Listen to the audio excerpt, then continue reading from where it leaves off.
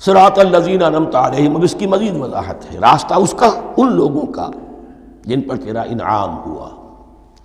یہ کون لوگ ہیں؟ اس کی وضاحت آپ کو ملے گی سورہ نساء میں۔ من یطع اللہ والرسول فاولئک مع الذین انعم اللہ علیہم من النبیین والصدیقین والشہداء والصالحین۔ چار طبقات ہیں منعم علیہم، جن پر اللہ کا انعام ہوا ہے۔ چوٹی پر انبیاء کرام، اس کے بعد صدیقین کرام، اس کے بعد شہداء عظام، اس کے بعد عام صالح مسلمان، صالح ہو۔ یہ بیس لائن ہے۔ اس سے اوپر کا درجہ شہداء کا ہے، اس سے اوپر کا درجہ صدیقین کا ہے، اور پھر اس سے اوپر کا درجہ انبیاء کا ہے۔ انبیاء میں سے پھر وہ بھی ہوتے ہیں کہ جو اولو العزم میں من الرسل ہیں، لیکن یہ چار طبقات ہیں، ان کے راستے پر ہمیں چلا۔ غیر المغضوب علیہم ولا الضالین، جو مغضوب علیہم نہیں ہوئے، جن پر تیرا غضب نہیں ہوا۔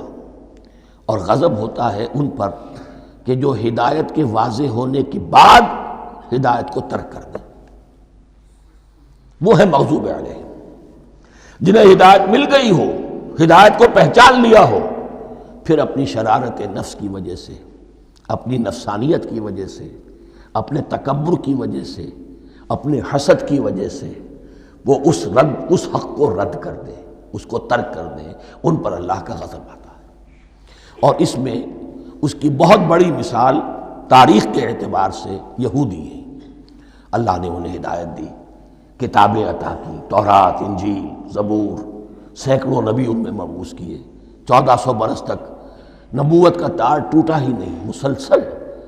ابتدا میں بھی 2 نبی، موسیٰ اور ہارون، اور اختتام پر بھی 2 نبی، عیسیٰ اور یحییٰ علیہ السلام، اور ان کے مابین کوئی لمحہ نہیں آیا ہے تاریخ بنی اسرائیل میں جبکہ کوئی نہ کوئی نبی موجود نہ ہو۔ لیکن انہوں نے اپنی شرارت نفس کی وجہ سے ہدایت تورات سے بھی منہ موڑا، اور پھر سب سے بڑی بات یہ کہ ہدایت محمدی سے، ہدایت قرآنی سے بھی صلی اللہ علیہ وسلم منہ موڑا۔ وہ ہے مغضوب علیہم ولا الضالین، اور نہ ہی گمراہ ہوئے۔ یہ لفظ جو آتا ہے عربی زبان میں، گمراہ کا بھی ہے اور تلاش حق میں بھٹکنے والے کا بھی ہے۔ ایک وہ شخص ہے جس پر حق ابھی واضح نہیں ہوا، وہ تلاش میں ہے، اس کے لیے بھی ضال کا لفظ آئے گا۔ اسی طرح کوئی شخص کسی کے عشق اور محبت میں ایسا ہو جائے، دیوانہ ہو جائے، اس کو بھی ضال کہتے ہیں، یعنی اس کے اوپر جذبات کا اتنا غلبہ ہو گیا ہے کسی کی محبت اور عشق کی بنا پر۔ تو حضور کے لیے یہ لفظ آیا ہے وَوَجَدَكَ ضَالًّا فَهَدَىٰ، اور یہ تو سورۃ الضحیٰ ہے، اکثر بیشتر لوگوں کو یاد ہوگی۔ تو یہ جو ضال کا لفظ ہے، اس میں سمجھ لیجئے ضروری نہیں ہے کہ وہ گمراہ ہو، بلکہ وہ بھی کہ جو ابھی راہ ہدایت کی طلب میں، اس کے حصول کے لیے اس کی تلاش میں کوشاں ہیں، اور وہ بھی کہ جو کسی مغالطے کی وجہ سے حق سے منحرف ہو جائے۔ یہ بھی جان لیجئے کہ ایک ہے بدنیتی، تکبر، حسد، حق کو جان کر پہچان کر رد کر دینا یا چھوڑ دینا یا ترک کر دینا۔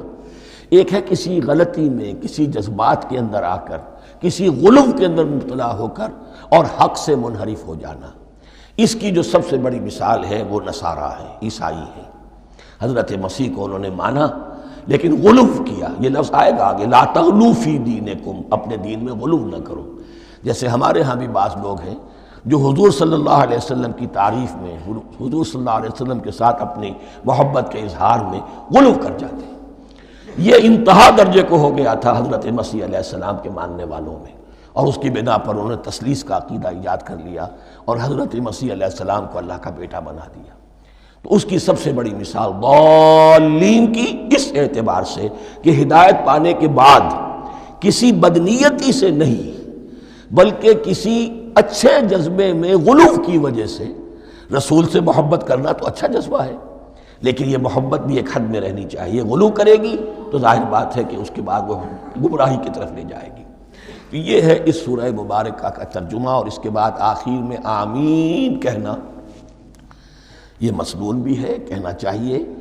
البتہ اختلاف یہاں بھی صرف اتنا ہے کہ نماز میں جب آپ امام کے ساتھ ہیں، وہ اگر جہری قرات کر رہا ہے تو آیا اس کے بعد آپ کو بھی بالجہر کہنا ہے آمین یا نہیں کہنا، یہ اختلاف ہے۔ ان میں کوئی فرق واقع نہیں ہوتا. یہ چیز متفق علیہ کہ کہنا ہے آمین. بلکہ یہ آمین تو یہودیوں میں ہے، یہ آمین جو ہے یہ عیسائیوں میں بھی ہے. ان کی بھی جو پریئر لارڈس پریئر ہے اس کے بعد آمین، وہ آمین کہتے ہیں. وہ فرق لفظ ایک ہی ہے، اس لیے کہ عبرانی زبان اور عربی زبان یا تو ہم یہ کہہ سکتے ہیں کہ دونوں بہنیں ہیں، کوئی ایک مشترک زبان تھی ان کی ماں جس کی یہ دو بیٹیاں ہیں، اور یا یہ کہنا پڑے گا کہ عربی زبان کی ماں جو ہے وہ عبرانی زبان ہے. بہرحال بڑا قریبی رشتہ عربی کا اور عبرانی کا ہے، اس اعتبار سے وہ آمین. اب آپ کو معلوم ہے ہم السلام علیکم وہ کہتے ہیں، وہ سلام کہتے ہیں، فرق کیا ہے؟ وہ تو تلفظ کا فرق ہے.